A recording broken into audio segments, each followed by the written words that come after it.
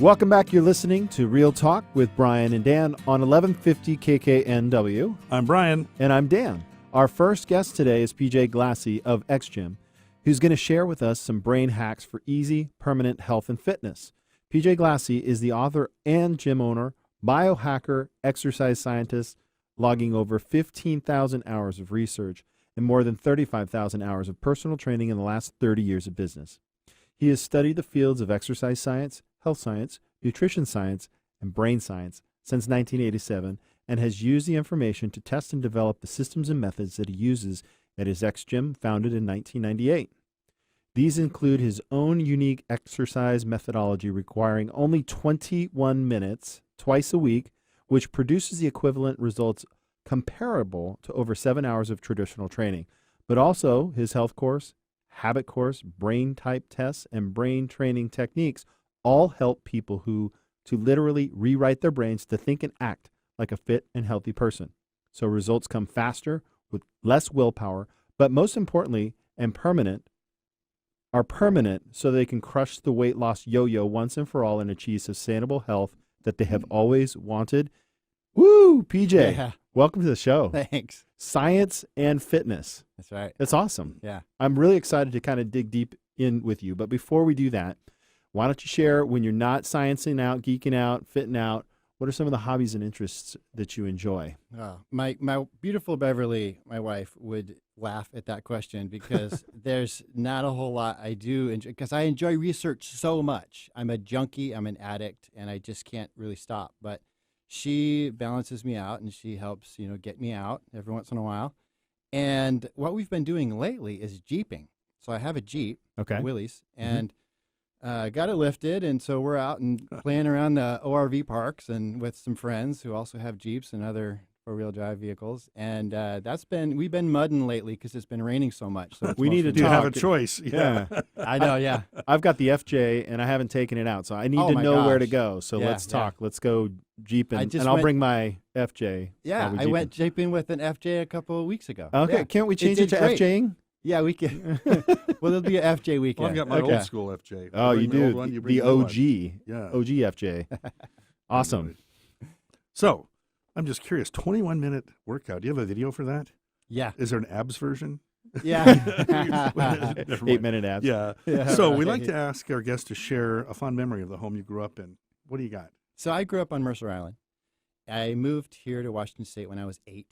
And so the house that I grew up in was not too big, not too small, 2-story, and it was a great neighborhood. It was south end of Mercer Island, super safe, especially back then. And it still is, though. I mean, Mercer Island is just an amazing place to live. And You guys go down to the beach club there, right? Yeah, we were members of the beach club. Yeah, hung out there a lot. And there were trees to climb, a lot of cedar trees on Mercer Island. So I got my tree climbing in when I was young.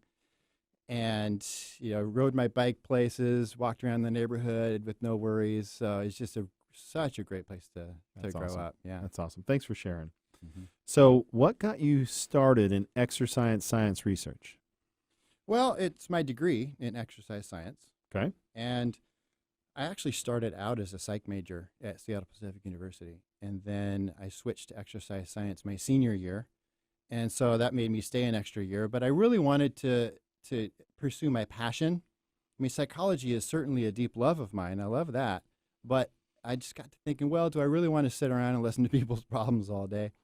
Or do I want to pursue my other passion of fitness and really help people with that? Because the bottom line was to help people. Really like doing that. And so I just switched to the fitness and got my degree in exercise science. So the degree was fantastic, and it taught me how to read research and how to know if a study is valid or not. And as I was doing that, so that was back in the 80s when we didn't have the internet, didn't exist yet. And so we had to go down to the actual library. What is that? The what? And open up real books and periodicals. So when I started doing my research, working on my research paper my senior year, I went down and tried to find as many periodicals as I could. And there's only about half a dozen. So I went back to my professor. I also went to Seattle Library, same problem. Went back to him. I said, hey, what's going on?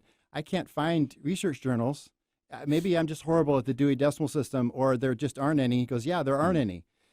You found them all. Oh, wow. And yeah, and that's what's exciting about our field is we're pioneers in this field. And that got me really jazzed. And I said, all right, I'm going to invent a new methodology that'll save people time and solve some of the problems with traditional training. So you also got started in health and nutrition science research. Tell us about that. Mm-hmm. Well, you know, the mass media talks about a lot of things, and it usually promotes fads and drama and things like that. And most of it is wrong. And most of what our government tells us is also wrong. And so I learned that through my research. And so I really got into nutrition science as well, because exercise is all fine and dandy. But what most people don't realize is people are looking to lose weight. A lot of people want to get lighter, and they're talking scale weight, all right? So as far as scale weight goes, exercise is actually a lousy way to lose weight because you're gaining muscle at the same time. So you're trading fat for muscle, which is great, but the scale's not going to really tell you that. And so I went into nutrition science and studied that more, because that's really how to get the fat off the most effectively and fastest. And that's what most people want to do. So that's what got me into studying that, to find the truth and wade through all the fiction and fads that the media is promoting. Now, in your introduction too, we're talking about brain science. So how did you get from, exercise, now nutrition, now brain? I think I'm seeing a pattern here. Yeah, right.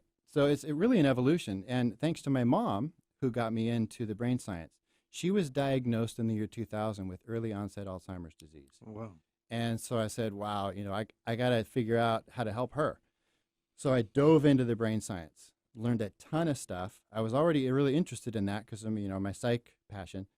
And so then the stuff back then wasn't advanced enough, so couldn't really help her. So she passed in 2005. But over the years, it was becoming so much more exciting because of all the new stuff that kept coming out every year. So I never stopped researching it. I knew I would find and discover some new things that would help other people.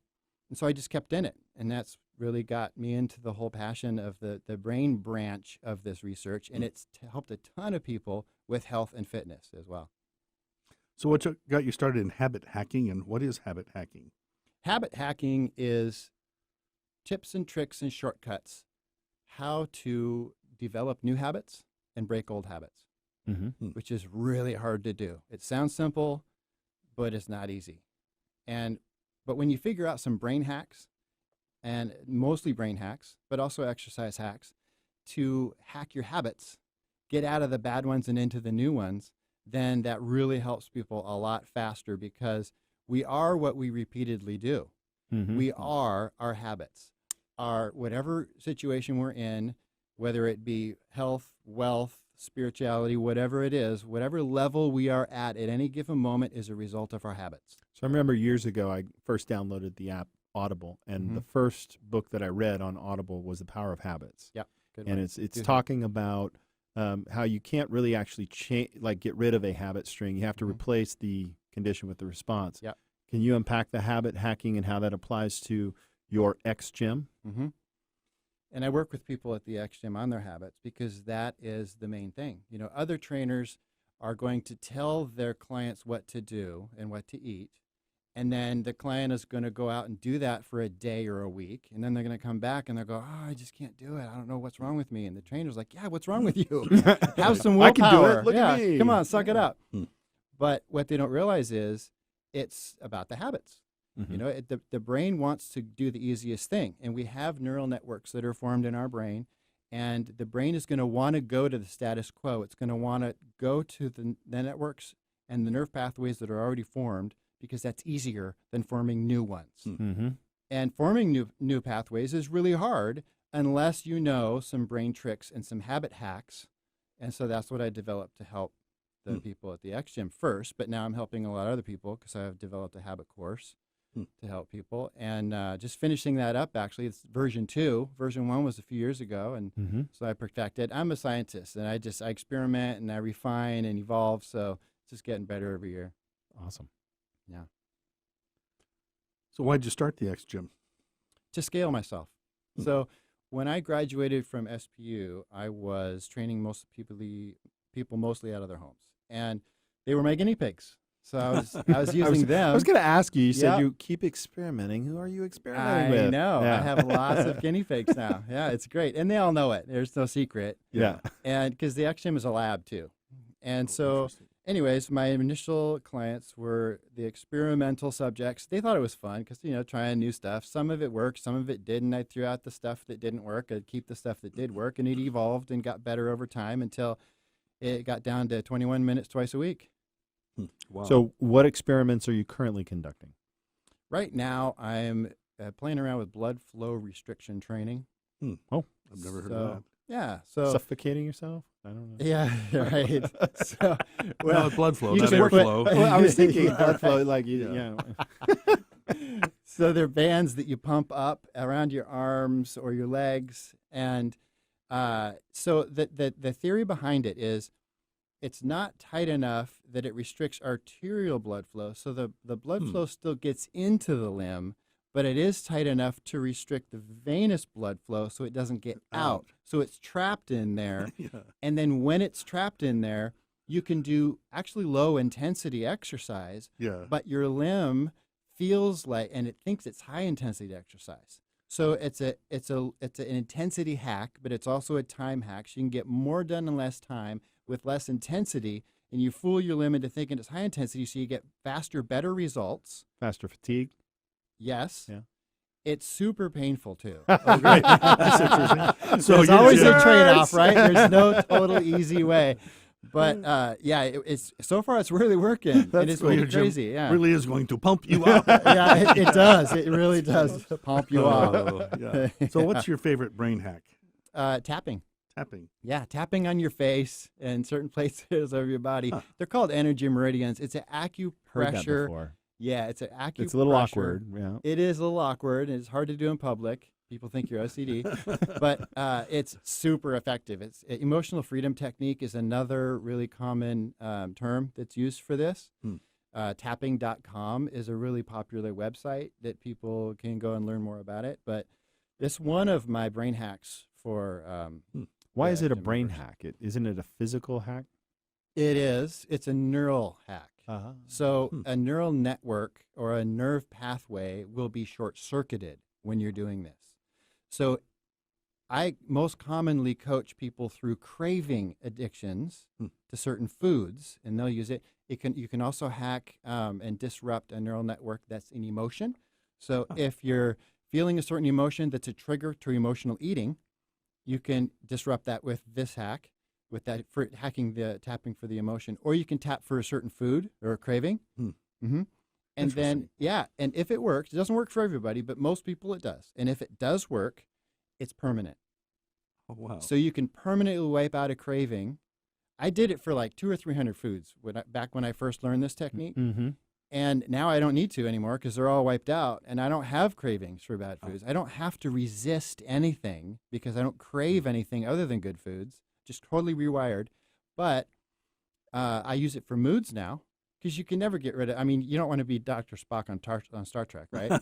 So you want to have emotions, but sometimes they're not serving you. I mean, even anger can serve you in a way, right? It can be a resource at times. Yeah. But there's certain emotions you don't want to be in that state. Crummy state. So I can tap myself out of a crummy state. But I've been doing it for so many years, and it's a skill that gets built with practice that right now I'm so good at it, I can just do it at a stoplight, and 20 seconds later, boom, I'm fine. It's why I like White Christmas, because the whole tapping scene, it just taps you into happiness. Oh, Sorry, there you go. different. Oh. Sorry. Well, so we have time for one last question. Mm-hmm. Or actually, no, we're actually out of time. So Well, there you go. yeah, looking at How that, about we had a lot to talk about, and Yeah. we should have you back on and kind of go deeper on some of these Be things. great, But I really thank you for coming on and sharing today. Love it. All right? Yeah, right Cool. on. Thanks. All right. How So- do one last question. How do our listeners reach you? Yes, thank you. xgym.com. My email is pj@xgym.com. Those are the best ways.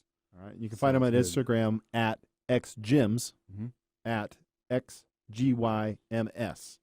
Thank you again for coming Right on. on. Thanks. All right. After the break, we are welcoming Michael Bruce Image Consulting, who will be discussing with our style. Okay, hold on. Let me try that again. After the break, we're welcoming Michael Bruce Image Consulting, who will be discussing with our style, spring trends, and what people can hire in a style company. Stay tuned.